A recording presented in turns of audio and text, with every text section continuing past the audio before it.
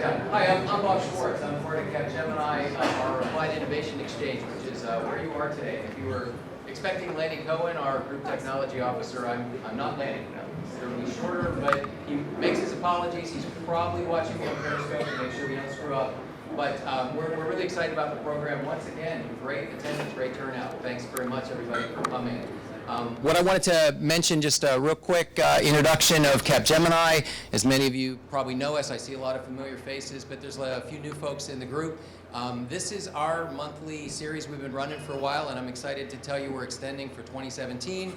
This What's Now series, it's largely because you keep turning out and we keep getting great people to come talk and host really important topics. So we're excited about it. Capgemini is a large IT provider, and this space that you're in is essentially where we rally together around our clients' business problems, bringing together startups and Capgemini capability and other things. But we call it an Applied Innovation Exchange because it's about innovation, but it's about the application of it. But the exchange is kind of why we're here today, is to continue to exchange ideas. We realize a lot of tough problems these days have to get solved by a lot of people, not just one firm or one company. So anyway, want to thank you. I don't have a long presentation, but I do have one shameless promotion that might be actually very interesting to all of you. Capgemini as a firm is turning 50 this year. So in our innovators race, we'll sing happy birthday later or something. In our innovators race this year, we're calling Innovators 50. There's a web address on the wall here, and there's pamphlets out front. You might want to look at it, because if you got a startup business idea, it's competition, it's well funded, 50K prize, lots of access to startups, VCs, Capgemini technology experts, and the like. So I certainly haven't done this justice. I'd really like to talk to you about it offline. But I want to get to our program. We're happy to have Jen and Tim with us today, but I'm going to turn it over to Pete Leiden, our partner at reInvent, to get us started. So Pete. Thank you. Thank you, Bob. Can everyone hear okay? We're having trouble back there? Is it good? Okay. We are gathered here. Is that better? We are gathered here on the last evening of the Obama administration. In fact, the final hours of the Obama administration. And given that this is San Francisco, and this is a very San Francisco community, and given that there's a lot of technologists here, and given that there's a lot of innovators, I would pick up that there's probably a lot of sadness and a little bit of worry going on in the room right here. And there's for good reason, because Obama honestly was really championing a lot of the issues that are really dear to the heart of a lot of people in this big San Francisco Bay Area. And in fact, I think, my feeling is with time, we're going to look back on really seeing Obama as the first president of the 21st century. I think he really is the one that really did lay the groundwork for the three transformations that this century is going to have to go through. And one is the digital kind of digitization, essentially, of our economy, society, and by extension, government. I think he's going to be seen as the one who essentially moved us into a much more highly interconnected, globalized world, which is certainly going to be the 21st century. And ultimately, he's the one who laid the groundwork moving into the next phase of our biggest challenge, climate change. I think looking back in 50 or 100 years' time, we're going to look back and see he was really, these 10 years, these 8 years are really the ones that really did lay the foundation for this whole century. Now, today, we're going to be looking at that technology legacy. And particularly, we're going to be looking at the digital reform of government. And for many of you here are coming from that world, and you know how much has been done there. But for many people, I think you do not understand how fully that administration really did move the ball into actually digitizing this digital reform of government. And so we're going to talk a lot about that today, and we're going to talk specifically about a question. Well, actually, we're going to drill down in a question of how should civic-minded technologists approach the ongoing reinvention of government in the Trump era? That's going to be our kind of organizing principle tonight. Because it's also safe to say that everybody here who might have actually feel some sadness for the eclipsing now or the end of the Obama era is feeling a lot of worry and uncertainty about what the Trump era is going to open up under here. It's not clear where Trump and his administration stands in a lot of issues related to the digital kind of reform of government. A lot of things related to, there's some early signs like his position on net neutrality that make people worried, but it's also not really clear. A lot highly uncertain here. And so what we're actually going to do here today is also spend a lot of time, since this is, what's now, happening now in San Francisco, we're going to be really thinking about what really is the strategy going forward. How should we really think differently going into the next 4 years at least than we did actually coming off the last 8 here. And so this conversation is not just going to be about national politics or national government. We're also going to be talking about what the states might be doing differently or actually continuing to do or doing differently, what cities are doing differently, what we're going to be doing here in California, what we're going to do here in San Francisco. And again, now we have got about the 2 best people we could get to really lead that conversation. We've got Jen Pahlka here, who, as many of you know, is the founder and executive director of Code for America, which has really been behind a lot of this kind of drive into the government. She also was the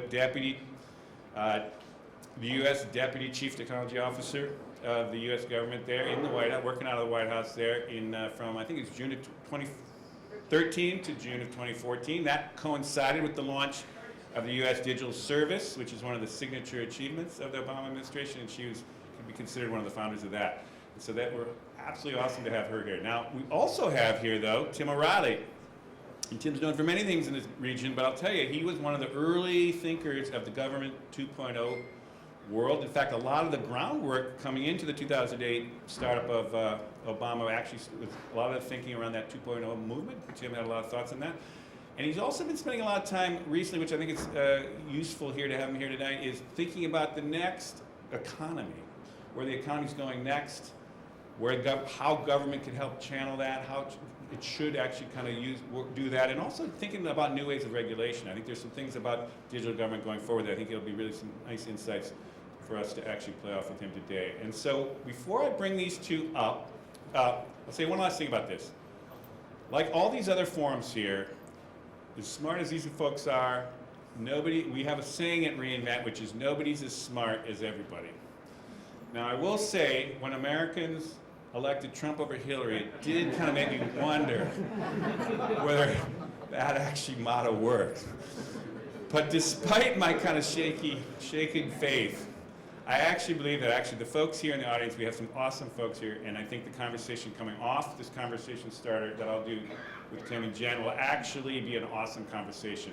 And we will be recording this both ways, and you folks, your ideas are just as welcome as what we're going to hear from these folks here to start. Now, before we really get them up on the stage here and welcome them, Jen asked that we play a video that I think will set the tone for the night about innovation and government. And let's just play that and then start the night.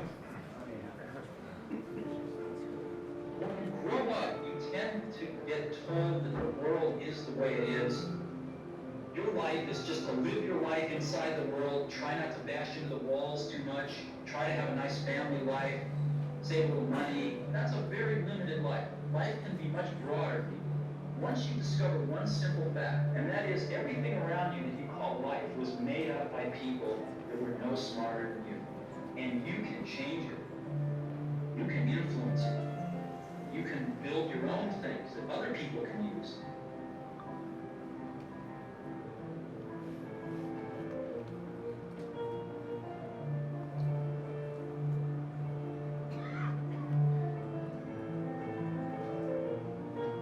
Once you learn that, you'll never be the same again.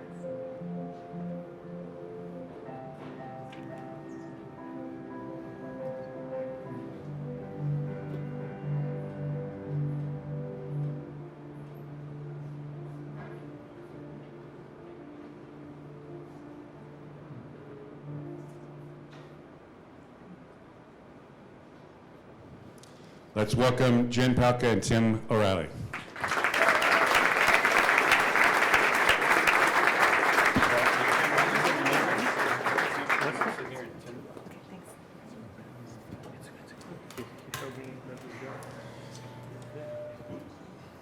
I don't want to get a screech here. Thank you, Peter. Thanks for coming here. But I would say there's people here who do not really fully appreciate what's happened in the last 8 years. And I thought what would be nice for both of you actually is just to say, take us back 8 years. Yeah. But where was the state of the digital reform of government? Where were we in reinventing government around digital technologies back then. And with that idea, if we can talk a little bit about how far we've come. Do you want to start? All right, okay. So I think when most people thought about technology and government in 2008, it was really thinking about technology and politics, which are, politics and government are not actually the same thing. And I had become interested in the issues of government over many years, actually starting originally with a guy named Carl Malamud, who put the SEC online in 1993, but also a bunch of hackers who were starting to use government data in their applications. A lot of people don't realize that the second ever Google Maps mashup, so to speak, was actually using government data. And so I was sort of interested in government data. Most people were just thinking about electioneering. And so after the Obama victory, I decided to put on a conference which I called Gov 2.0. And in planning for it, Eric Schmidt of Google said, Tim, just go talk to people in Washington and you'll figure out what the message is. And the message that I came in a conversation about, with a guy named Frank DJ Marino. We always call him just Frank D. And he talked about how the key role of government was as a convener. And he pointed me to a book by a guy named Donald Kettle that referred to something he called vending machine government. And I thought, oh, that's exactly how most people think of the government. You put in your taxes and you get out services, and if you don't get what you want, you shake the vending machine. And what everybody thought technology and government was for was creating a new way to shake the vending machine. And I was like, no, actually, that's not right. Actually, government actually could be a platform in the same way. I was kind of obsessed with the iPhone App Store at the time. The way that the App Store, Apple turned the phone into a platform. And the way the web was a platform. And then I realized, oh wait, the government's already doing that. GPS is a government service that got turned into a platform. They built all this great stuff on top of it. And so I started telling that story of government as a platform instead. And Jen and I worked together on that event, and then and President Obama was sort of talking about this stuff, and it was actually channeled to us through Anish Chopra, who was the first federal CTO, and he kind of said, how do we make this into more than an event? And Jen was the one who figured out how to do that. So, Well, so pick up. How did it kind of what was accomplished in that in broad strokes in the last 8 years? Yeah, so I was on sort of the same journey there, being immersed in the, remember Web 2.0? Immersed in that community, and then spending half of my time exploring how government was doing technology, and the contrast could not have been more stark. And Tim's right, we had this sort of challenge secondhand from the president to make it into something more than just a conference. And I had to let that bubble on background for quite some time, and had a friend who worked in local government and said, you've got to get people from the tech industry to work with local government. And of course, the initial response was, they're just not going to do that. There's no money in it, it's slow, it's boring. And I sort of said that to him for a long time, when finally we talked about something he had done right out of college. So I'm dating myself, but I graduated in 1991. We were the second class of college graduates to be recruited for Teach for America. It's good that we were the second, because apparently first year was really hard, and I know a little bit about that now. But this guy, a friend of mine, had worked in local government, had done Teach for America, and he was talking about what that had done to his life, which was not just that he got to teach, but that it exposed him to the public sector, and that was his lifelong career. I said, maybe that's how we could get people to work in government, is not for the money, but to give back. So we created a fellowship program that allows people to come into local government for a year on kind of different terms and really do something that makes a difference in a short amount of time. And you asked us to sort of set the framework for where we've been and where we're going. And I'll tell you this, this is just one of several stories from our very first year that set the pattern for what we did for about the next 4 to 5 years. And it's changing now, but we had a team of fellows. These are folks from largely the consumer tech world who come and do a year of service. They were partnered with the city of Boston. And they were working on a big project. The big project never turned out, but a bunch of small projects turned out quite well that year. And one of them was that the mayor came to us and said, we have a huge problem. We're on the front page of the Boston Globe because we've changed the rules about how kids are assigned to public schools. And we are shipping them a 28-page printed brochure in 7-point type that describes every school. But it doesn't tell you which school your kid can attend because it's a mapping problem. And one of our fellows sort of peeled off from the team and worked for about 10 weeks with a part-time help from another fellow. And they launched a website that is actually still now very loved by Boston parents called Discover BPS, in which you can type in your name and your address and the age of your child and whether the child has siblings in a school, and it will return a mapped list of schools that you can attend. And if that doesn't sound like rocket science, no, it's not rocket science. But the point is that when we were finished with this project, or at least had shipped the first version of it, the parents could use, our partners in Boston told us that if that had gone through a procurement, if that had been a normal government tech project, it would have taken at least 2 years and cost at least $2 million.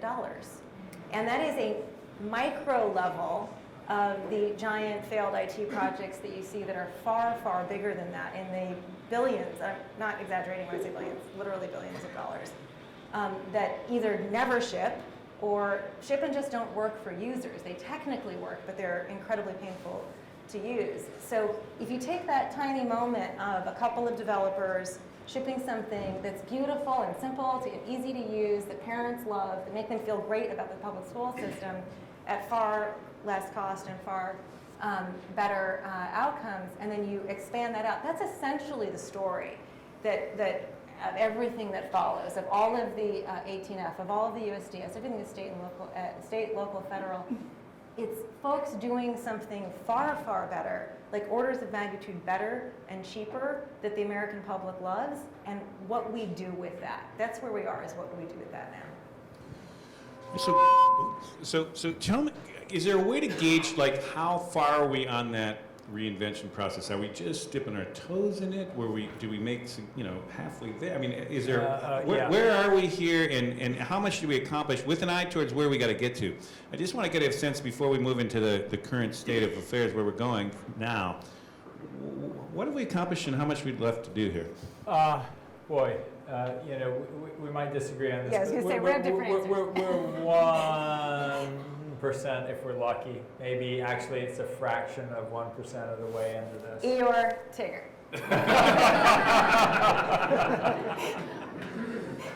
Go ahead. Defend your position. Okay. When I look at the scale of federal government IT spending, hundreds of billions of dollars. I think the number is $171 billion. And you look at some of the work product. Healthcare.gov was a great example. I mean, they spent better part of $1 billion on the first version, which didn't work. And then they brought in a team of people who knew what they were doing and built a second version with 13 people in about 3 months. I feel like there's so many people here, there's a very good chance that someone in the audience worked on healthcare.gov rescue effort. Anyone? Thank you. Yeah. Very good. Is that an accurate Thank you for representation? your Is that the service. first one or the second? Yeah, you were, well, there were two. There was a rescue effort, which was, just keep this thing from falling over. Get to that first enrollment thing, and that team was like this heroic team that came in, and they made people, and it's sort of interesting. I've heard, I was not obviously anywhere near it, but I've heard Mikey Dickerson, who was one of the key people and went on to be the first leader of the United States Digital Service, tell the story. And so much of it was just like, oh my God, how could they be that broken? His story was, he went around going, these people aren't talking to each other. There were 80 different contractors working on this thing. I mean, the story that stuck in my head was, he described running these stand-up meetings, and it was, okay, Joe, you promised to get, 6 new servers up today. Why aren't they up? And this guy says, well, Mike never actually gave me the security clearance. And Mike says, he never asked me. And he says, yeah, I filed a ticket for that like 2 weeks ago. This guy says, I got all my tickets here. And then he discovers these two different contractors are using different issue ticketing systems that don't talk to each other.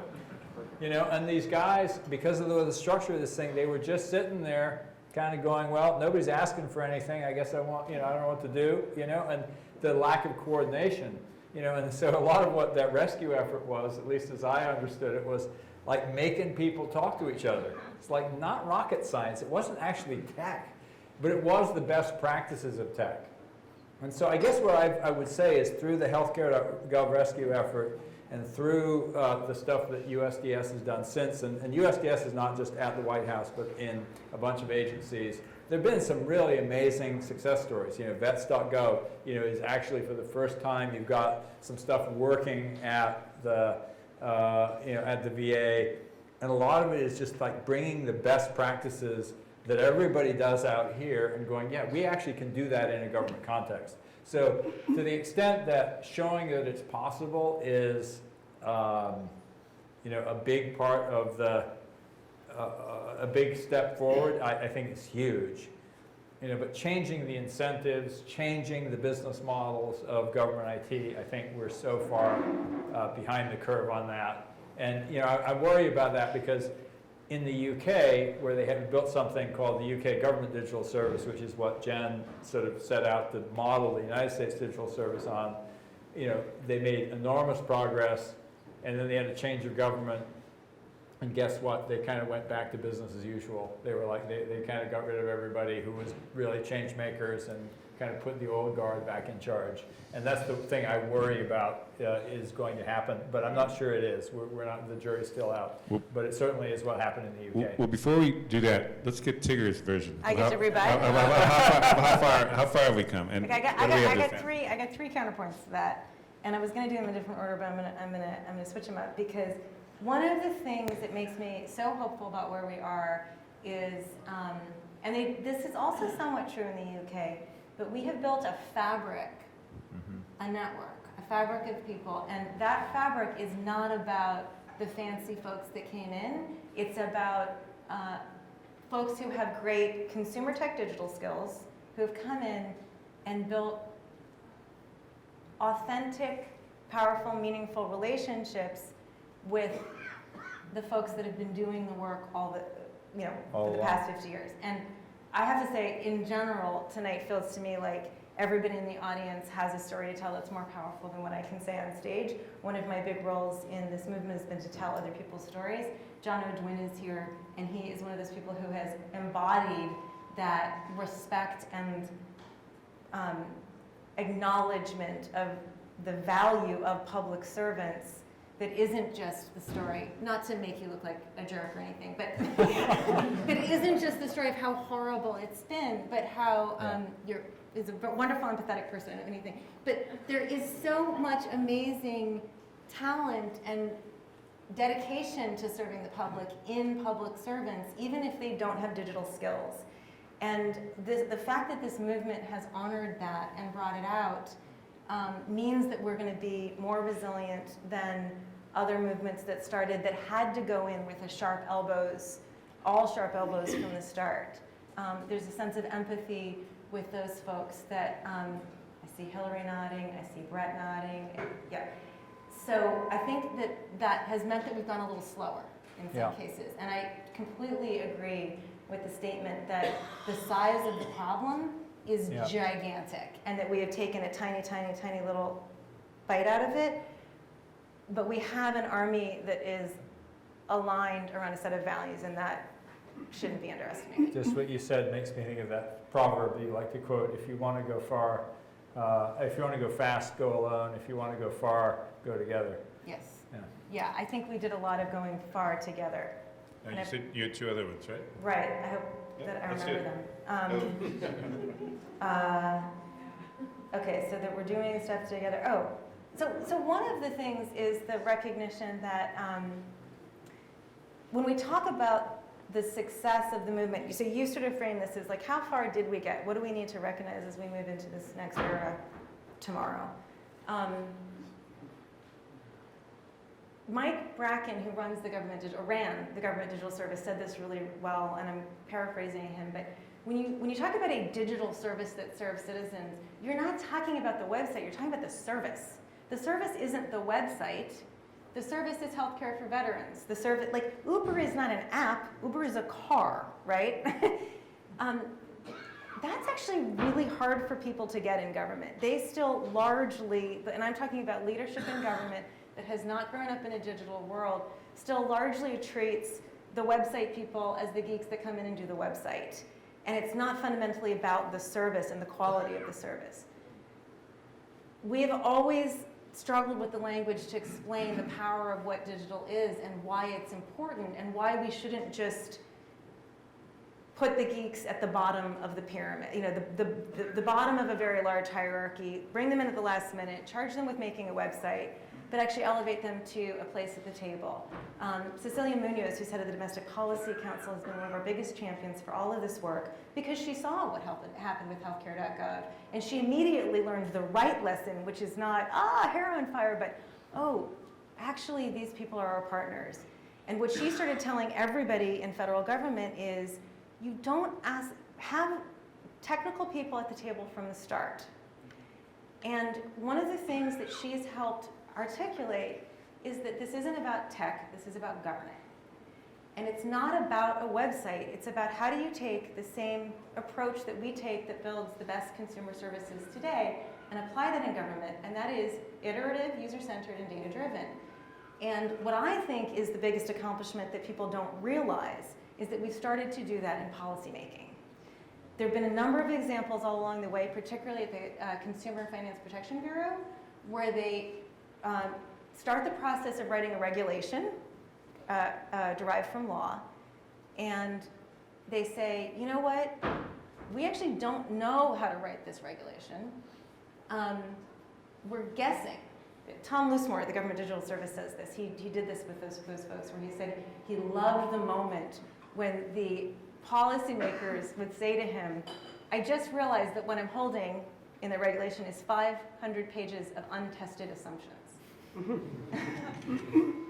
So they've done this at CFP. The story I love to tell, which happened very recently, is at Health and Human Services, where they were given a law called MACRA. I don't know what it stands for. Someone in the room will, but it's part of the ACA. And they were told to write the regs around it. It's a quality payment program that basically rewards doctors for giving higher quality care. So it's like a hard thing to administer. You actually have to have really good tech to administer this. So the digital service team at HHS, run by Mina Sheng, said to the regulators, we're going to partner with you on this, and we're going to ask you to ship your first version of your reg in a fifth of the time. We're then going to build a minimum viable product of that website that the doctors will actually use. They're going to use it. We're going to watch them using it. We're going to iterate based on their behavior. You're going to revise your regs, and we're going to do that 4 more times so that your regulations have been tested in the real world before they ship. And I think that's a profound way of realizing that this is actually about not just tech, but law, governing, oversight, regulation, et cetera. And that's happening right as the administration ends. Can I jump in here on the whole question of regulation? You know, it seems to me that you know, one of the really you know, this whole thing about untested assumptions has led to government regulations that are despised. You know, because Yes. a lot of them don't work. They don't achieve their intended outcome. And you know, I think the GOP has taken that to mean let's get rid of all the regulations. You know, rather than saying, what were we trying to accomplish? Did it actually work? And so to me, you know, we've been actually have the wrong polarity in our discussion, which is we have to regulate. We have to, you know, we need to get rid of regulations. When in fact, it's like, no, what are we trying to accomplish and how do we accomplish it? And do the things that we thought might accomplish it actually work? Because I have this whole thing that I've just sort of been a little obsessed with, that, you know, there's all kinds of regulatory systems that we accept. You know, we accept that, you know, we fly in a plane and it's guided by an autopilot, you know, which is a regulatory system that kind of keeps the plane going in the right direction and keeps it, you know, aloft. and we accept that there's a fuel mixture in our car regulated by a carburetor, or not a carburetor anymore, fuel injection system. Showing my age there. You know, but we think that government regulation is just a bunch of rules. And we have to get past the rules. And I think one of the really wonderful things, is the tech teaches us is that, anti-spam is a regulatory system. Google search quality is a regulatory system. Facebook news feed is a regulatory system, as we just discovered with fake news. And so what do we learn from all that about how to actually write regulations in the 21st century? And I think we're starting to do that. I think you're right on that. So, but you had a third point. Well, I'll break into two small points if you don't mind me. So I think one of the big things that's also been achieved is just a realization that you can't govern if you don't have great tech people at the table. We have thought of government as a place where economists and communications people and politicians and lawyers go. There's just never been a seat at the table for tech, and I think that's changed. And then just the last piece I think about what we've accomplished, because I know there's some folks in the state of California here, is that it's coming from the bottom up, from the city's work up, it's coming from the federal work to the states, and the states are really taking this on. And so you guys, you don't realize how much happens at the state and county level. And the fact that they have taken it now, whatever happens in DC in the next 4 years, state's got the ball. They're gonna run with it. I think let's, given the time here, let's actually move to that, because this is why a lot of people are here too, is like, so now Trump's coming in. I mean, well. Oh, right. I mean, if Hillary had been elected, and what you just described there of challenges, there would have been probably a continuity of thinking about this, and we just would have taken it to the next level. But there is now Trump and this administration, which could do what they did in England, and just go back to the old ways. It could actually have a totally different attitude towards regulation, as you mentioned. What do you two think? What do you brace for? What are you worried about? What do you think could happen? Which is something we can actually talk to others like too. But I'd like to get your hit on what do you think's up ahead here with the Trump administration?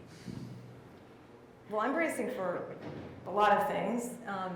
In terms of tech, I mean, Yeah, let's so just, it's just a broad question. The things I'm bracing for don't have to do with tech, to be honest. I mean, I'm still worried. I think anybody who tells you that they know what's going to happen in the next 90 days is probably lying. But I'll just say very briefly that to the extent that I've been involved in conversations about the future of this work at the federal level under Trump, it's turns out that both established Republicans and Trump's closest advisors think this is awesome, because it is. I don't know what's going to happen, but of course, right after the election, everyone was worried that this would all get unwound, and it's not clear that it's certainly not clear that will happen. It's possible that it will in fact be accelerated. Could you say a little more about that? Because that would counterintuitive a little bit. I would say they think it's awesome, and they might even accelerate it. So you're just getting this through the grapevine kind of thing, or where are you getting that from? We get called. So we're a nonprofit. Code for America is a nonprofit that has opinions on tech and government issues. So we get calls from a wide variety of folks who want to have a position on this, including many Republican members of Congress, and some of them have been alerted to the fact that they may be asked to have an opinion on this and have asked for briefings from us. So that's the extent of my understanding, they love it. When you explain, you can't tell somebody what USAS and 18F have done and they don't go, wow, what's not to like about that? It's better for the American public and it's cheaper. So I haven't had anybody, in fact, everybody that I've talked to has said, how can I evangelize this to other members of Congress? Can I, put you in front of other folks that can help protect and double down on this work? It doesn't mean that there's not a threat. I mean, we don't know what will happen there's just been a lack of visibility. I But think it's also going to be dependent on the issues. You know, That's there may be some issues where there'll be a huge rollback of opportunity, and there's going to be other areas where maybe it gets advanced. And I think, you know, that one of the challenges is going to be, you know, what we do is really important, and how we do it is really important. And you know, this sort of this juggling thing that I think we're all wrestling with, which is, you know, let's say, you know, the challenge is how do we make the social safety net more robust and more, you know, cheaper and more responsive and a better user experience for people. You know, you go, everybody's all for it. You know, if we go, you know, how do we get all those Muslims registered so we can roll them into camps? You know, or how do we get all those, you know, people deported, or how do we, you know, whatever. You know, there may be some things where we go, no, actually, we actually like government to be incredibly inefficient with that. Well, okay, so that's a good point. So it's interesting to hear that receptivity and potential, but I would say flip it around. The people who have been involved in these government services, I'm just speculating here, but it's an educated guess, are probably more progressive technologists, might have some issues with, again, some of the policies. I mean, do you expect the same eagerness from the tech community to get involved in this administration and to kind of stick with the plan? Or do you feel that there's a kind of a lack of enthusiasm that's possible, or a kind of a difficulty in recruiting? Thoughts like that? there is no diminishment in the enthusiasm of tech people to serve the American public. I have witnessed zero, in fact, sharply increased enthusiasm. I see John nodding over there. Yes. Actually, can we just do a little thing? So who currently or most recently has worked in federal government tech? Okay, put your hand down if you're leaving because of Trump.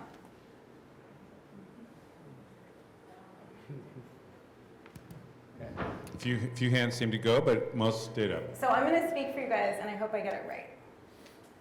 These folks serve the American people. And if you look at the budget of the United States federal government in chunks, it's food assistance and Medicaid and veterans benefits. And those things need to happen, and they need to happen way better than they happen today. And if the tech industry says F you and walks away, the progress that we've made on making these things better is going to erode or fall apart, not because someone else brought it on us, but because we abandoned the cause. I'm not saying that there is not a very active and frankly challenging dialogue amongst folks who work in federal government about where lines will be, what would cause you to leave, the challenge of working for an administration who has said the things that this administration has said. Nobody is minimizing that. I think it's a huge, huge struggle. But at this moment in time, the opportunity to serve people far outweighs the challenges. When those challenges, if those challenges come, I think this is, again, like I said, there's a fabric of people. They're grounded in very serious values around empathy for the American people, and I think that they're going to make the right decisions. I trust them. Can you also address the fact that this opportunity is not just happening at the federal level? Yes. I was going to say, do you see the center of gravity going to the states more and a lot of activity here? So one thing I'll share is that I didn't expect Trump to win. I thought Hillary Clinton was going to be our president, and I had a big plan to take all the people who were leaving because they were done or tired or their terms were up, and make sure that they went and worked for the state of California on the Child Welfare Project. How many people are working in the Child Welfare Project? Got some folks Okay. Or any of the other projects that the state or any other state is going to do, because that to me is an exciting new front, regardless of who's president. Of course, I advocate every day for people to go work with city governments. That's completely natural. The willingness of states and counties and cities to adopt the same practices that Code for America has been evangelizing at 18F and USDS have evangelized means there's orders of magnitude more opportunity to do this work than there was 5 years ago, even 1 year ago, frankly. So can I give a little explanation of the Child Welfare Project? Go for it. So what was it?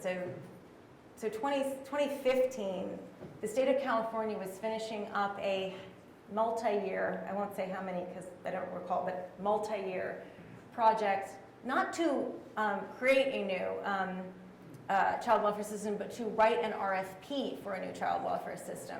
It was going to leave go off into the public as an RFP. I think the day after Thanksgiving. Request for proposal. Yeah, thank you. What's an RFP? I'm sorry, a request for proposal for a vendor to create a new child welfare system for the state of California. By the way, there are 475,000 reports of abuse and neglect of kids in California every year.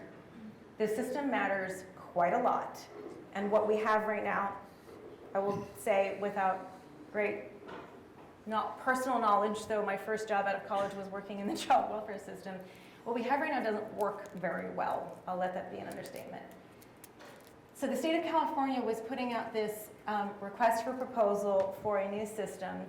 The estimate was, I believe, $600,000 in 6 years. 600 million. I'm sorry, order of magnitude problem. It was a $600 million RFP that would take a vendor 6 years to build.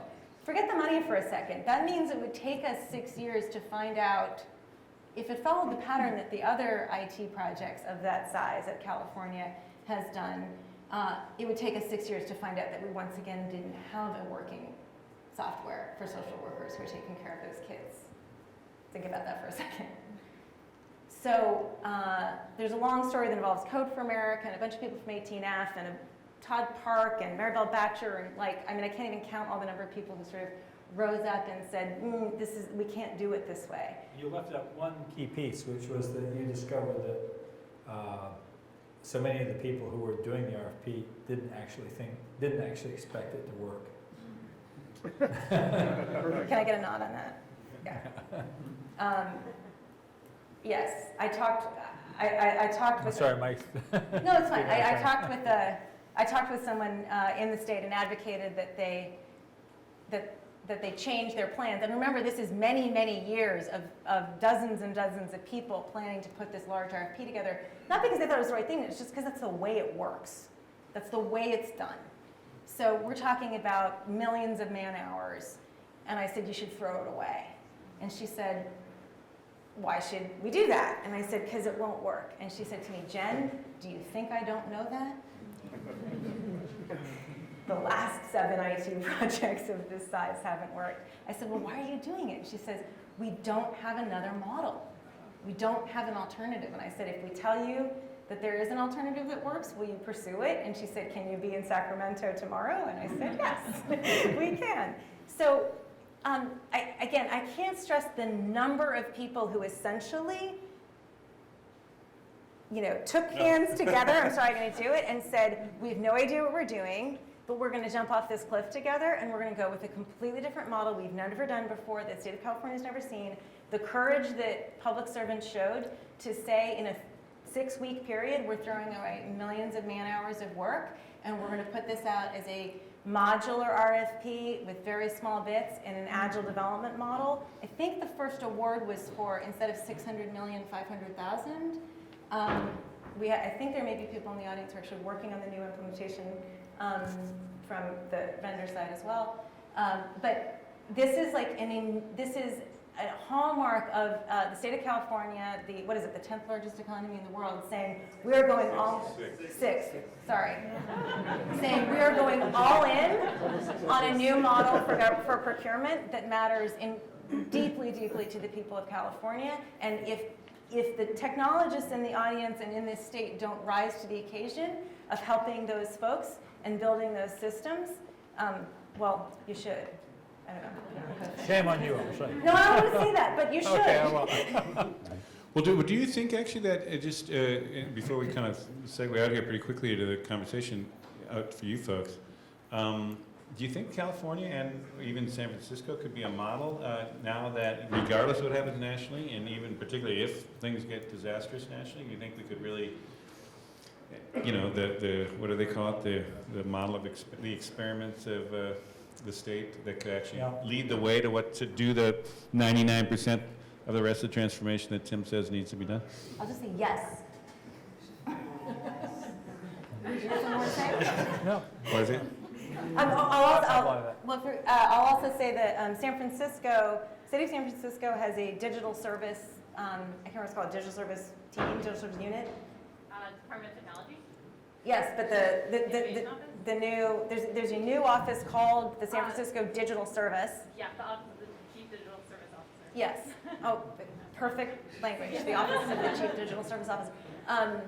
It is modeled directly after the United States Digital Service. It has its own set of principles that are, very much the principles that we put in place at Code for America and the federal government. That's always, there's one thing in common to all these set of principles that you'll see across great government digital service units, and it's always start with user needs, not government needs. So we've got some opportunities here. So I'm going to turn it over here in a minute here, but I just wanted you guys to think about two things. I'd be curious is, you know, we're entering this very uncertain time. And what are the questions that you're struggling with that, frankly, people here in the audience might be able to help us think about? What are the issues that you think right now in the next 6 months here might be useful to wrestle with? And we'd love to kind of hear folks. Any thoughts on that? I have a lot I'm struggling with. Yeah, I mean, I'm just curious. Yeah, Just curious. What would you want to ask? I mean, if you, given the uncertainty, yeah.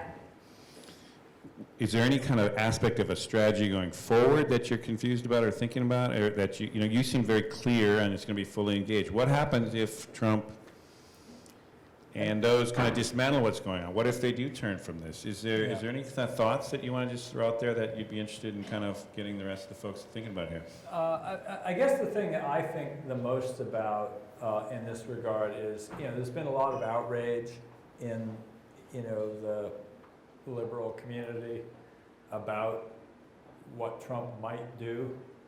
And I keep thinking, who was it who said during the Revolutionary War, don't fire till you see the whites of their eyes? It's like we're wasting all this energy worrying about what might happen, and we should be preparing and building capacity. And, so to me, I guess one of the questions that I have is, what does building capacity look like? So that when things, are not just rhetoric, but might actually be happening, we're more prepared to deal with them. And that's the thing that I think that there's some, really interesting proposals and ideas around that. But I think that question of, what does civic capacity look like? That's not protests, particularly not protests, that will be spent by the time that they're actually needed.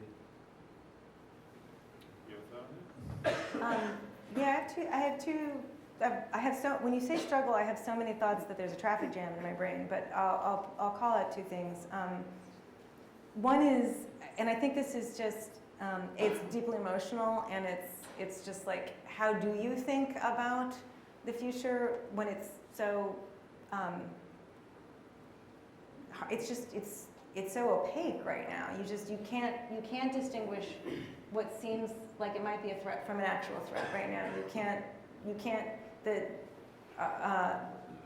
the Trump administration is sending out hugely conflicting signals, for instance. So you're just struggling with all of this.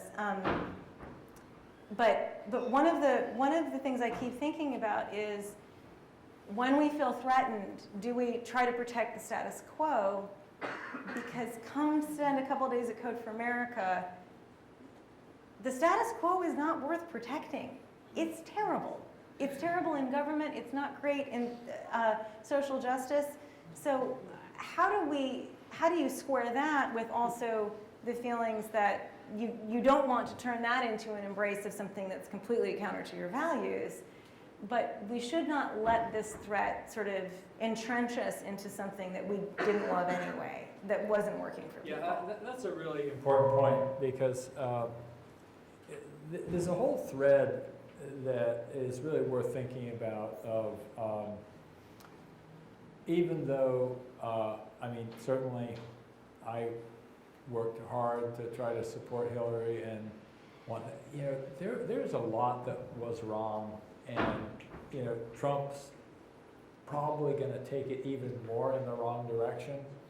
But it's this real opportunity now to go, oh well, okay, we got to do over. You know, the next election, you know, we're not going to be putting up, you know, well, this is the way things were. I hope as our answer, we're going to be making a new answer. And I think, you know, to me, the really exciting thing about the next 4 years is figuring out what that new answer looks like. You know, because there was a lot that I think Trump exploited quite accurately, you know, where it was sort of like Hillary was very aligned. You know, actually, for that matter, I think Obama was very aligned with, you know, Wall Street driving, you know, way too much of the policy choices than it should have. And I think we maybe, you know, Trump is, I think, going to continue that, but change the rhetoric, you know. But I think that there's a real chance for us to figure out what is this, you know, if we were really, you know, once we're in the opposition, you kind of are much freer to reinvent. And I think that's one of the really interesting challenges for us. I couldn't agree more, and I actually think to be here in California and San Francisco Bay Area is really the place to reinvent it, and we should just get on with it fast and come off this quickly. One last thing, and then we're going to go to the audience here. Dying to go to the audience again. I feel like the audience has, this is a unique audience, by the way, so many amazing people. Just in terms of, I think what we're struggling with still is to fulfill Tim's original vision of government as a platform, which means that you don't, I mean, we call people to public service, and we want them to come work in government. We want them to partner with the state of California, with everyone. We also want to have ways that anybody can feel like they have an impact in this. The civic tech movement is enormous. We have 75 groups around the country in cities where people come together on a weekly basis and do hackathons and work on projects in their spare time. And we, I think especially now, we have to honor that and say, how do you create a network of not just people in government, but just people? And honor that government of the people, for the people, by the people, that allows people not just to say, I mean, to Tim's vending machine thing, not just to advocate, but actually to help change government, to actually do things, to create projects, to give government technical capacity that they don't have. We have a line, community is capacity. Governments will always be limited in their capacity to do the things that they need to do, but they have their communities there, and especially in a place like San Francisco, we have way more technical capacity in our community than we do in our city government. We still haven't quite cracked the nut on that, and that I will always struggle with until we are an A+ on it. Great food for thought. Let's shift here to the folks here. Many awesome folks here. I do ask this, we're going to run a mic to you. We do video everything. We have a person in the back there. We're going to get you the mic. And also, if you could stand up and actually identify yourself if possible. And if you have some relationship to some organization, do that too, particularly if you're in government. Let's start out here with right in the front, this woman here. And just let us get that mic to you. And once you ask your question or make your statement, if you can get that mic back to her, we're running with one mic here. I'm Deborah Nucky. I'm just another terrified citizen. A lot of the federal government stuff, you've got a single customer. But with what you're doing with the state, is there a way to make it basically common open source so that other states, if you're Kentucky, if you're Louisiana, and you don't have money, that you can just simply pick it up and replicate it without having to develop 50 individual different digital answers?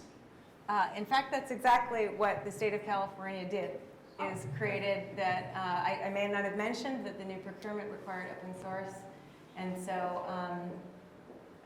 Mississippi, other states are already picking it up. Can we have audience members answer other audience questions? Sure, absolutely. Let's go over So, here. yeah, State of California.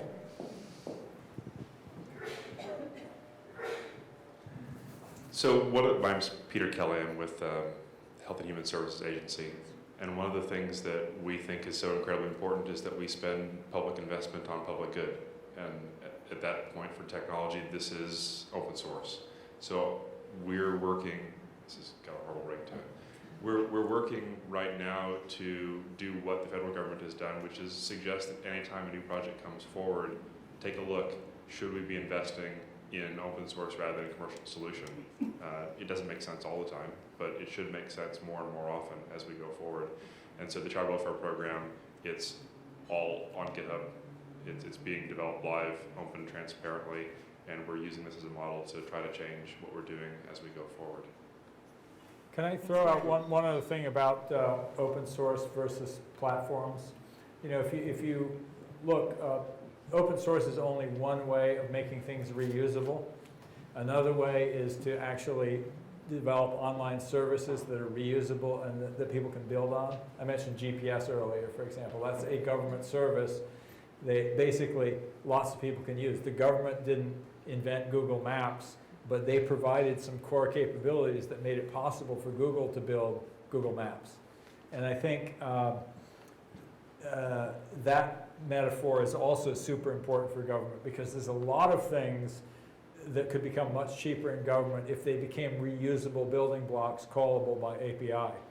So we've actually had one project in that regard. I mean, through a portfolio company that I've invested in. They worked with the National Park Service around this site called recreation.gov to have the RFP require that there be, basically there be APIs so that outside companies could create alternate interfaces to the data. So, and this particular company is a camp for national park reservations. And the government website is so terrible. It's put on by a company that has a D-, rating from the Better Business Bureau, And, but if you say, okay, in order for you guys to get a renewal, you have to have an API, then lots of other people can compete, and it becomes like, the travel market where there's Travelocity and Expedia and all these other people who are aggregating, and Hipmunk and Kayak, who are basically taking all that open travel data and giving you different ways to get at it. And that's another way besides open source to kind of remix some of this government data into kind of new and better interfaces. Does somebody, oh, thank you. Does somebody want to speak to reusable services at AT&T? I think we had a Okay, that's fine. Sorry, it'll follow, and then we can go to the next question. Yeah, just we'll go back. I'm actually going to hand the mic to Breck about reusable services, but I did want to make a quick point to follow on to Peter, which is that open source code is a huge part of this, but also just the nature of working in the open and putting everything that you do in the open is having reverberations across government, both state and local. So in fact, the RFP that we helped write for California is now basically an open source product. It is a reference RFP now that many other states are looking to and using. So it's beyond code. It's really about kind of this ethos of just putting it all out there. But in terms of reusable services, Brett is building one. I'm going to talk about one that we support. Could you stand up and identify Sorry. yourself? Hi, I'm Brett Bogolewski. I'm a product lead at AT&F, and I work on a product called cloud.gov. But I'm going to first talk about one of the things that we support that uses cloud.gov, which is the college scorecard developed in collaboration with the Department of Ed and the USDS, kind of a big Obama push there. And that is basically making open data that's a mashup of IRS tax data and Pell Grant data and other education data. And it's a never before seen trove of open data that now people are building things on top of. So to Tim's point, in terms of data itself being a platform that people build on, there was a great New York Times visualization yesterday about colleges, and there's new services to help students find financial aid and so on. We're building cloud.gov at H&F, which is basically compliance as a service, because as it turns out, if you try and do anything in government, you immediately run into compliance as like the sand on the gears that stops everything. And so this is the notion of taking like paperwork and regulations and laws and just repetitive work that gets done for every single government system and putting it into a platform so that every single service that goes out can like skip all the grunt work and not redo work that's already done. So huge economy of scale there. And so that's one of the investments we're making at H&F, and Could you just, for people who don't know what 18F is, I mean, we've talked about the U.S. Digital Service, but could you just give one quick line on what that is? Sure. So same set of people, kind of moving around in the same circles in DC, founded 18F. 18F is a digital consultancy within the General Services Administration, which is the agency that you don't hear too much about, but it basically provides services to the rest of government. That includes all the federal buildings you've ever seen, the Federal Acquisition Service, which helps the government buy things, and now, based partly on our work, the 18F has rolled up into a larger part of the GSA called the Technology Transformation Service. So 18F was founded as a digital consultancy. It's a slightly different model from USDS. USDS does a lot of sort of, dropping into emergency, battlefields to get things done. 18F is a little bit more mid to long term and also does cost recovery models. So when we work with agencies, the agencies pay us and do cost recovery. We do cost recovery that way. So we're cost neutral. Yeah. Okay, and then we had a question over here, actually, that when we start up. I'll also just add really quickly that head of TTS now is a guy named Rob Cook, who some of you may remember as the VP of Engineering from Pixar. Cool. No, go ahead. Hi, everyone. My name is Mariel Reed, and I joined the city of San Francisco from tech earlier, well, I guess last year now. And I'm really curious about, even when technologists build government products or products for government, sometimes they fail. And so can you share a little bit about how we get government to embrace a culture of failure and talking more openly about failing, even if the status quo is failure, which is something we try to talk about. But when projects fail, how do you deal with that? And how do you get people to, instead of, like you were saying before, tensing up and saying, like status quo, this was a mess, to embrace that, learn from it, and continue moving on? Don't say failure, say alpha.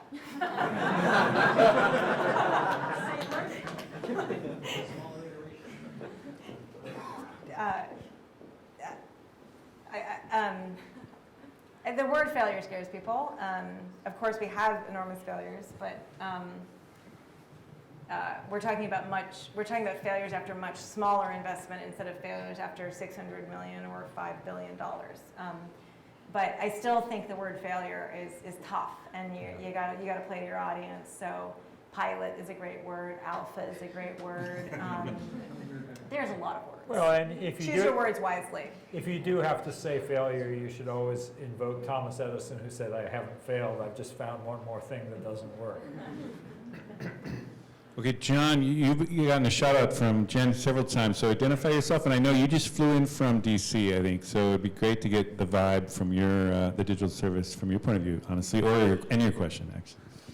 Sure, actually, I was going to chime in on the failure part because I've been in the middle of a bunch of them. So I thought I could speak on that topic at least. My name is John Lodin, USDS. Jen is at least partly responsible for that, but also some other people who are really great.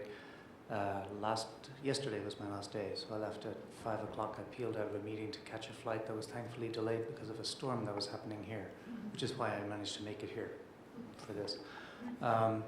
I've worked on a bunch of different systems, mostly around the VA, but there's some others. And to talk about the failure thing, some of these sound like really simple changes. And to take one particular example, we had some people really, really upset. I'm going to airbrush out all the names of the people in the agencies just because I'm aware of the camera over there. But we're talking like at least 18, 20 people, a lot of yelling, very, very, like we're going to call the lawyers, kind of serious career professionals who are very unhappy with what's going on. What actually happened is we have a website that's taking in people typing in applications, and then that gets put into a database which then gets read. Anything that's stuck in that database gets read and picked up by other secondary and third systems across the board, many of which we didn't even know about, despite all of our asking, because these systems have been laid in over the last 50 years and actually nobody knows about all of them. Everyone just knows their piece of the whole giant quagmire. Turns out one of these systems only handled names in uppercase, which we didn't discover until there was a sudden slew of failure cases happening a week or two after we went live, of all these records and applications failing out. They really were very upset and wanted the entire site shut down, everything closed, because they've never, because this is a problem, it's a customer-facing visible problem. And we're like, oh, we're going to fix it. It's one line, two upper statement, And we can do this, and you know, someone built a deployment pipeline so we can get it deployed right away if they'd just stop yelling at us. They just wanted the site shut down and didn't believe that we could deploy in less than 90 days because they had never seen that before. Wow. And when I pointed out that we could deploy in 30 minutes if they could just stop yelling, I could take a walk around the block to clear my head and then get some more coffee. And then I would call them back. And then they tested it live in production. They were like, it's fixed. How did you do that? Right, so this is an example of a failure case. So a failure case to us, which is kind of like, that was a dumb mistake, except we would have never known, appears catastrophic to them because they're used to working in environments where things don't get fixed in a long time. And then they have to deal with the fallout, which is upset people calling, saying, hey, this life-threatening thing didn't get fixed. Right, so that's what they're used to dealing with. So you can fail, and you can actually still recover in ways that just blow their mind. And more to the point, when you show them recovery from that, and you show them that you have their back, then they're a lot more comfortable to try some other crazy idea you have, because then now you've shown that you're there. Terrific. Saul here, let's get the,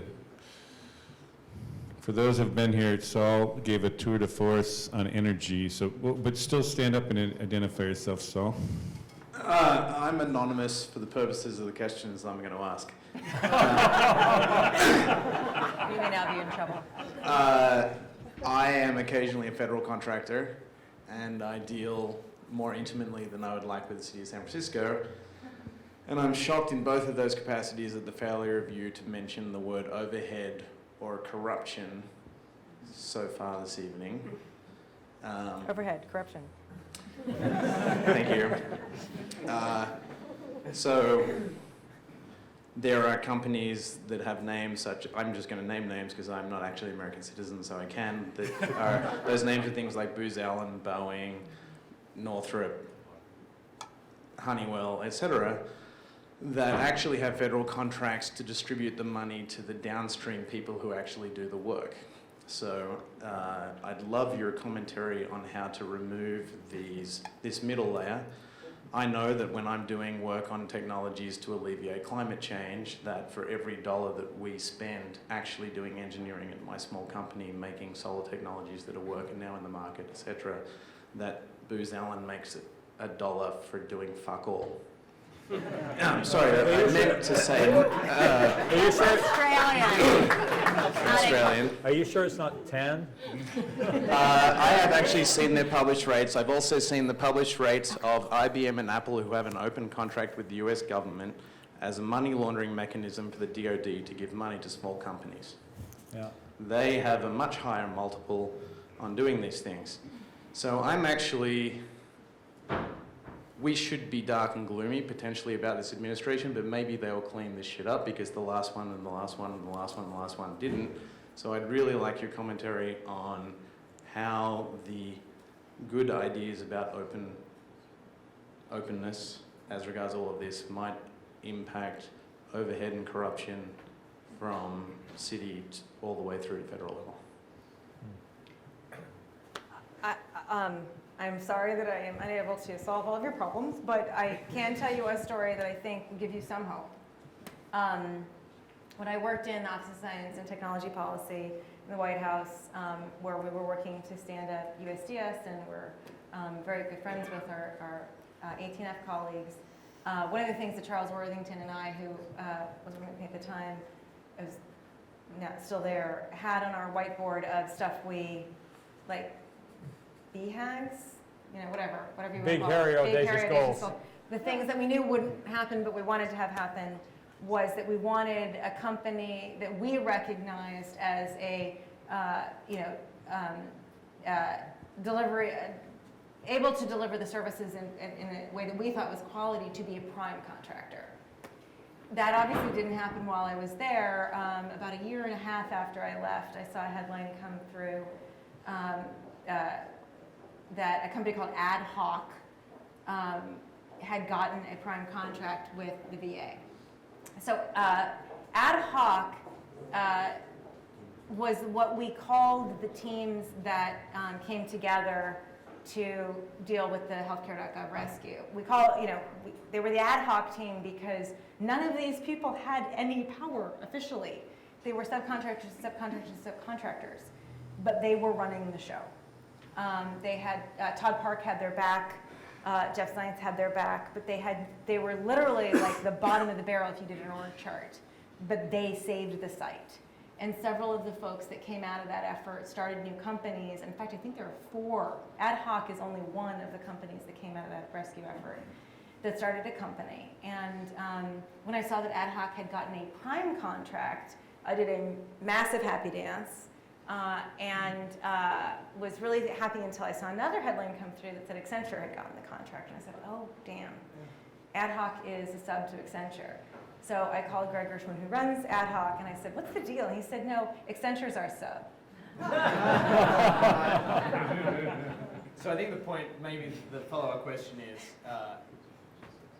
everybody now believes that small teams and startups are more efficient, yet there are innumerable roadblocks to small teams and startups getting government contracts. How are you going to fix that? How are you going to fix the fact that the government won't pay on any better terms than 90 days, and that's incompatible with a startup that can actually do the work efficiently? I don't think... Did everyone hear that? Yeah, Sorry. I can repeat the question. The government is not a good client. Peter has something to say about this. We are also paid by government in not, it's not an entire revenue stream, but at Code for America. But I can tell you that we've spent many, many projects trying to convince government to understand that the way that they treat their contractors matters, and that if they want to deplore the government contractor system that is available to them when they put out bids, they better start figuring out how to be a better client. I cannot say that we have solved that problem. I think so much more work needs to be done. I do see the seeds of it, and I would love to hear what Peter has to say. Can we get the mic to Peter? Yeah, actually, can I Jessica? chime in on that? Oh, And then John first. John, Yeah. do a John quick has then. something to say And then can I also see hands of people who want to? I'm just trying to navigate this. Okay. Other questions. Yeah, Okay. also, she had her hand up, I stole the mic from her, so she wants me, she gets it next. Okay, go ahead, quick though. There was a part response here and also to something else that came up earlier. Yes, there's a lot of those high-profile brand name companies that you talk about and high profit margins. It's about as PC as I can be on this one. There is also, just to be clear in terms of money, the US government spends 80 to 84 billion with a B dollars every year on IT, and I forgot what the government term for that is, but it's not, this is not like, this explicitly excludes large-scale specific line item projects like the IT and software needed to run a fighter jet or to do missile guidance systems. This is just to do like billing software, new laptops, cell phone plans, that kind of stuff. 80 to 84 billion is more than all of the United States venture capital industry combined. Okay, so just to give you some sort of like, there's a lot of zeros in there. The reason I say that is most people in their right mind would never consider applying to go and start doing government work, like get a job with the government, because like they've talked to Saul. It takes too much time. There's a lot of paperwork. There's all these hoops. You need to hire lawyers who can read the paperwork before you can even apply, and it may not go anywhere. Blah blah blah. But actually, there's been a bunch of project work done to try and streamline that. I'm going to get the legal name wrong here for this thing. To try and make it easier for smaller companies to actually get into the list of recognized companies that can bid for these projects. I think it's the Agile BPA. Yep. Thank you, Agile BPA. So talk to these people afterwards. They'll tell you the terms, but this is basically... It's a blanket purchase agreement, which means that once you qualify, you can get a bunch more contracts without having to go through the rigmarole. Right, right. And this makes it easier for small companies to get in there. What may take extra overhead to set up is still, even with this, it's still more overhead than having your normal contract that you can sort out. But there's a lot more money there, and even with what you think is more money to pay for this extra work, it's still in orders of magnitude saving over what they're currently paying with the only, like, as Jen said earlier, they're doing sometimes they're doing things they know are unlikely to work because they don't have any other options. So I just wanted to add that. Can I just echo that? We'll be brief. Thanks. I think, Peter, and who should get the mic in a second, will nod on this, but you don't understand how many times I hear from people in government, I don't have an alternative. There isn't another company that you think that I should work with who's willing to work with me. So your point is absolutely valid. It's miserable, but we do need to show up more. We do need to have more companies that are rising to the occasion when government is trying to change. Right, but there is really an issue that's a pretty major one, which is that what Saul's pointing to is that here's a small, highly qualified company that has to go through somebody who's adding no value, and that's a fundamentally corrupt and broken system. Agreed. And I remember discovering this when I was first doing my work on Gov 2.0, and I went to talk to somebody at Red Hat. And they went, oh, no, we're not big enough to be a prime contractor. We go through so-and-so. So here was, the big name in Linux at the time, and they were going through some company I had never heard of who was getting, basically 50 cents on every dollar, just for being, for the sole job of interfacing with the government and being a recognized contractor. And I think that's, there's no question that needs to be blown up, and the question is, hey, if somebody out there in the Trump administration wants to have a big win, maybe that could be it. Or in California, we'll give a quick there. Yeah, so, I think in California it's interesting. I can't speak to the federal practice, but generally and by and large, California the state is a horrible consumer of IT services. It's probably 3 decades in the making of outsourcing everything to the point where our technologists are procurement specialists and business analysts and no longer can actually manage technology, let alone write code. We've done a couple of things. So the first thing that I'd say is I can't say that we don't have corruption issues in the state of California, although we have specific laws that prevent pass-through contracting. So there's a commercially useful function clause that says if you're not doing something useful, you can't just pass it all off to a subcontractor. Second, we took the Agile BPA that 18F did and we replicated it here in California. We don't make people go and get a federal contract agreement. We just simply say, go look at the federal, what they call Schedule 70, which is a set of contracts that other companies have. Go find one that you think you can abide by the terms and conditions. Give us some paperwork that's about this thick, about that thick. It takes 2 weeks and you can become a state contractor and work on state projects. Let the record show that Peter is saying not thick. Not thick, right? I mean, so probably thicker than you're used to if you're doing private business, but way less than it takes to get on federal contract lists. What we did back in August is we realized that telling us in writing how good you are as a company is a horrible analog for actually delivering services. Instead, showing us how good you are by actually doing work is a much better analog. Now, it's not perfect because we don't know that the same people that did the prototype end up and show up and do the work, but it's a hell of a lot better than how good is your proposal team. So what we did is we put out roughly that same Agile BPA. We gave them an open data set. By the way, the state of California, HHS, as of just a few minutes ago, has 438 open data sets that are available. 3 years in the making, I think, is when they started really working on open data. We gave 30 days and said, in GitHub, host it online, show us that you can do all of this work, give us a prototype, and we'll look at that and determine who actually delivered a high-quality product. We got 24 prototypes. We selected the top 11. We said we'd take up to 15. There weren't 15 high-quality proposals. And that is a mixture of small, nonprofit, and medium and large companies across the United States, not just in California. California is refreshing that here in February. So if you're in the audience and wanting to do business in this space, take a look. Department of Technology has information out on their website, out on their Twitter account, talking about that work. Same sort of thing, 30 days, here's an open data set, go and show us how you can write code. And we're bringing on teams, 5, 6, 7, 8 people to come and do work on small scale and paying them in a risk-sharing model. So the other thing that California has done historically is we've said, we believe, and this is all bullshit, we believe that we can transfer 100% of the risk to you and we'll pay you when you deliver. The reality is it doesn't work that way. right? We're in it together. We're in it for success or failure together. So instead, let's not do a firm fixed price.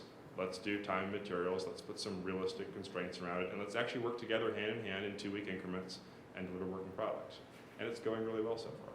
Can we just have like a little bit of celebration for that? And also, I'm sorry, I just gotta do, can we just recognize the people, some of the people who pioneered that model of show us you can code, don't write a proposal in the room. You guys should stand up. Guys, Hillary. Awesome. They did this. So just one last thing and then I'll hand it over. We're actively looking for people to come join us, right? Yes. Whether you want to come in as a contractor on a small team and write code, do research, work with our customers, whether you want to come in as a civil servant, or similar to the 18F model, we have this thing called a special consultant where we can work out a short-term 9-month to 2-year sort of gig, come in, work with the state, see if it makes sense, if you want to stick around longer, or if you just want to do your piece of civic engagement and take off, do something else. So if there are interested parties, come find me afterwards. You want to do some good in the world? Talk to Peter. Do you still want? Okay, let's get back here and then we'll get back to you. Sorry, we lost you. Could you stand up and identify yourself? Oh, sure. Hi, my name is Bridget. I work at Google X. You've said some really interesting things about what government has learned from tech. And I was just curious, after a decade of collaboration, what has tech learned from government and what can tech learn from government? That is Great question. You get the prize for best question of the night. Not an easy one to answer, but oh, turns out you're competitive. So I will first generalize and say that one of the things that the Code for America Fellowship taught me and everything that we've done is that we end up learning more than we share. We end up getting more than we give every single time. The biggest thing is just the value of public service and the value of applying whatever you're good at. I mean, we specialize in getting people who are good at tech to work in government, but whatever you're good at applied to the thing that is supposed to serve all of us, not just some of us, is just a profound emotional experience that changes you when you do it. There are things about working for everybody, not just selecting your target market, that are hard but worth doing and make you a better designer and a better developer. I've heard that 7,000 times. Working at Code for America, and our 18F friends are echoing that. It's a different challenge, and it makes you good at your job. I'll think of more things. Tim, you have any thoughts on that? I would just say one thing, which is tech needs to learn, long-term commitment. Yeah. I mean, the fact is, part of the reason why government is, so crufty is it's been around a long time, and I'll tell you, let's take a look at, just look at the generations of tech, and how hard it has been for, companies to survive for the length of time that we've had our government here in the United States. So I would just say, don't be too cocky, in tech would be one of the lessons, because hey, Google, you probably won't make it to 200 years, and if you do, you might well look just as bad as government does today. Let me just say a little bit more about that, which is you are forced to listen to voices you don't want to listen to. You are forced to deal with the crazy people at the town hall meeting. You are forced to deal with the edge cases, and you cannot say no to them, and that is a good thing that the tech industry ought to be doing anyway, and it's part of the problem with the tech industry today is that we just can shut out people we don't think are our target market. Given that we said in the age of Trump, I think one of the things that's going to be interesting is I think he's going to blow that principle up. And he's going to go, okay, we're actually not going to do that anymore. We're only going to listen to certain people, and we're going to be unashamed about it. Right. And that's going to be a really interesting change in the dynamic, and Right. we'll see what it But produces. the other thing that you learn working in public service is that at a certain level, it doesn't matter who's in charge, because there are how many federal employees? And they're going to do what they want to do. And we have a lot of federal employees, not just the new folks that have come in, but the folks that have been there all along, who believe in those values very, very deeply. And they are going to do what they're going to do. Okay, we got lots of people. Actually, we have Go ahead, get a quick one there. We're going to have a couple last questions. And I'm Dan Rink. I'm delighted to hear what you're doing. I've watched this for decades. There's a predecessor to you called the U.S. Office of Technology Assessment, run by Joe Coates, and that was the first office that Newt Gingrich shut down when he took office. So as soon as data becomes politically relevant, not even necessarily political, but politically relevant, then the political forces start to come in with a heavy hand. And the question is, can you isolate yourself enough or gain enough credibility with enough powerful people around to prevent one of Trump's tweets or one of his minions to decide, no, we don't need that? So how do you deal with that issue? I will say very briefly that I think that the USDS and 18F have simply shown value. And good on them. very good on that. Can you do a quick, we just have, by the way, we have time after this to kind of everyone talk and come up here and chat, but a couple last questions. Henry, identify yourself. You are one of these tech into government kind of transition people. Yeah, I've been doing tech a long time, mostly private, but the last 10 years public, benefit organizations, the last 4 years federal and state. And I have a question, but probably don't want to get into it, but Saul mentioned something. Well, first, Peter said something about Sacramento. Real estate there is really inexpensive. The rent there is about a fifth what it is here in the Bay Area. The houses are too, so it's a really great place to work, and there's a lot of really interesting things going on there. So, federal government pays us faster than any private client ever did. And so, Saul mentioned, long terms, and you mentioned that too. We get paid in 5 to 10 days from the Department of Education. Same for Department of Defense. Wow. FCC pays us fast. The small businesses get paid fast. In fact, there are penalties if you don't. So I don't know where that rumor comes from, but we get paid fast. That's Saul's experience, I can guarantee you. So if you have a trick for getting paid in Well, I'll 5 to 10 days, talk to talk to Saul. Maybe he's a subcontractor, right? If you're a prime, you get paid fast. As a prime contractor, the Department of Energy at best pays you, on average, over 7 years, measured at 108 days. For us as a small business, and I don't know about DOE because we're doing work for them, but I can say DOE, FC. DOD, NSF, NIH, SOCOM. So we can have a conversation. My experience is DOD pays us within 10 days. Department of Education does. So I'll come and talk to you about that. They pay us fast. The City of San Francisco pays us within 3 days. The City of San Francisco pays really fast. We haven't got any business yet with the state of California, but we would love to. NASA pays on no less than 200 days. Okay. All right. And another point here is around these agile services. If you're a business, small business, and you want agile services, you want to do this kind of work for government, the Department of Homeland Security, which you probably don't want to work for right now because of what they're going to be doing, but they had a $1.5 billion BPA out only for small businesses.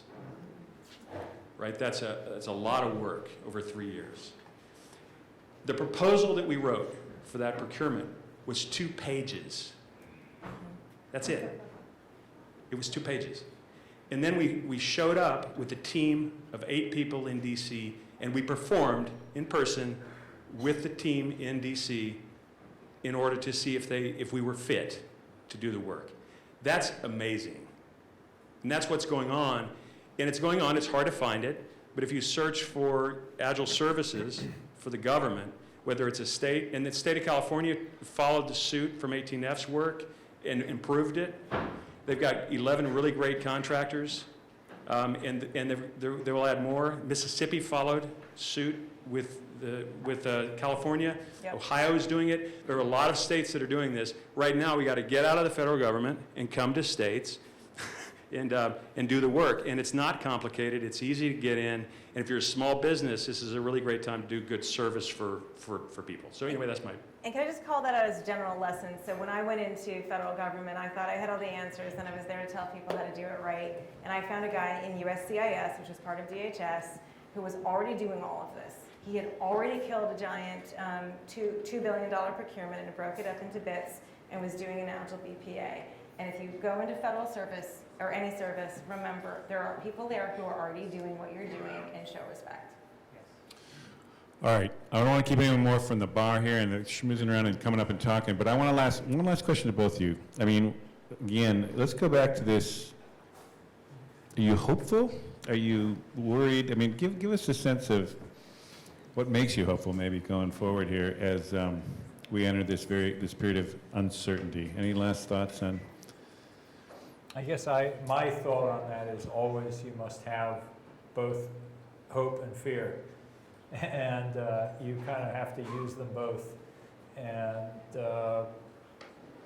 know, I don't think it's a matter of one or the other. Although I do kind of want to ask the audience, you know, after this discussion tonight, how many of you are in the Eeyore camp and how many are in the Tigger camp? So Eeyore. Let's give it again.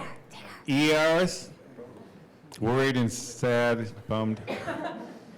All right, Tiggers, positive, energized. That's a great, I think, segue to stop. And let's give a great a round of applause to Jen and Tim here for this conversation.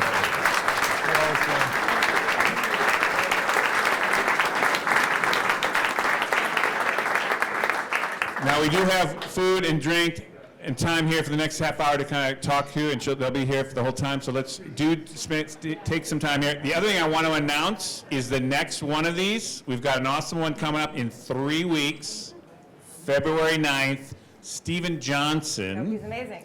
Who is an amazing guy. He's got his book right now, Wonderland, on how play helped shape the modern world. He's going to be here. We're going to be talking not about this book, though, but because this is what's now and what's next, he's actually going to be talking about his next book, which he's getting close to finishing, and it's really all about long-term decision-making, which actually has a lot of implications going forward in this administration, too. So do sign up for that. We'll be sending out the invites Monday morning. Can I just add one And thing? if you want to add one thing? Okay, go ahead. I want to add a big thank you to you, Peter. This has been awesome. And I would love to have a round of applause for everybody in the room who has been in public service. Absolutely.